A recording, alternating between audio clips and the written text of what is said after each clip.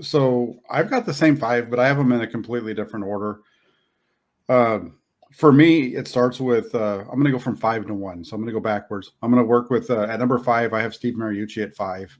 Okay. Mariucci, his greatest success with the 49ers came with a quarterback that he inherited. He inherited um, a Hall of Famer in Steve Young, and that's where the most majority of his success, or his biggest success, came from. Was in '97. I think that was his first year as the head coach.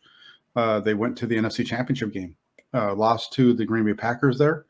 Then they fell off, and they were still able to, they're still making playoffs, but they weren't the next year. They finally got over the hump against Green Bay, lost the next week and to Atlanta, and then you saw he had to actually go through a rebuild. And this is where, in some ways, I almost feel like taking my number 4 and my 5 and switching them around a little bit, because he did have to go through a rebuild. He had to go through losing Steve Young. He had to go through bringing in um, Jeff Garcia, who was a complete unknown, who actually had been brought in by Bill Walsh, and really rebuild that team, and was still able to have some success, and wasn't able to, things happened towards the end of that run. I think they realized, it's funny. I was watching some conversations today about other teams, and how, if they're not close to winning it, why don't they just blow it up and restart it all over again? And I think that's kind of what the 49ers did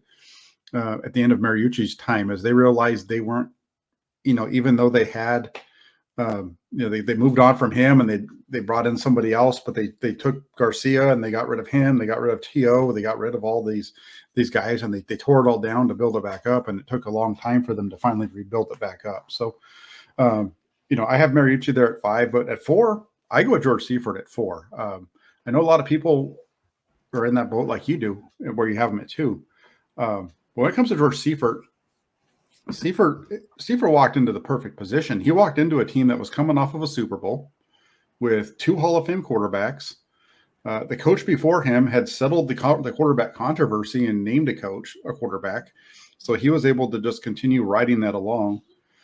In addition, he had Mike Holmgren already on the staff, so he didn't even have to hire an offensive coordinator. He had a guy that would go on to win a Super Bowl on his own as his offensive coordinator.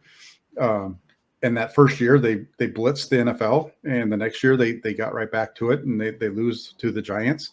And then in '94 he wins the Super Bowl again, but now he's got another Hall of Fame quarterback. He inherited a team not only with a Super Bowl winning team with 2 Hall of Fame quarterbacks. That's pretty good stuff right there. And so that's the main reason why I put him where he is, because of what he inherited. He didn't have to build this thing up. He didn't have the success of the team. Sure, he's a good coach, and I can argue with you about that after watching some of the way things were handled between the quarterbacks at the end of their Montana's run here. The inability to, as a coach, manage the team with Joe Montana there, to where he had to tell Joe Montana not to be around while the team was there, because it was too much of a distraction for him. And you compare that to the guys that I have at 2 and 3, who I'd really say are 2A and 2B, in Jim Harbaugh and Kyle Shanahan. Kyle Shanahan, both of these guys dealt with quarterback things, and they didn't ask those guys to leave while they were there. I don't think any of that happened with Alex Smith. And I know for a fact with Jimmy Garoppolo, that's been, one of the things that's happened is he's been around the building all along with their change. So that's why I have Seifert at 4. And then I have Harbaugh and Shanahan at the same spot, really, right? That you take their best 4 seasons. Shanahan's, if I had to pick one over the other, I would say Shanahan above Harbaugh, for the fact that, again, what did he have to do to get there?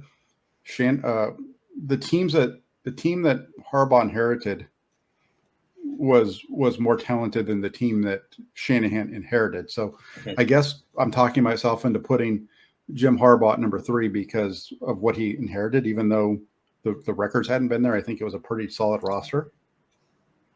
Kyle Shanahan did the opposite. He had to build it up. It was awful when he got here. By year 3, he's in the Super Bowl. And so Shanahan is at 2, and then at number 1 is Bill Walsh.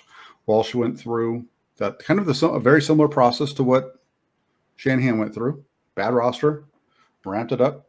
He got the win in year 3, and then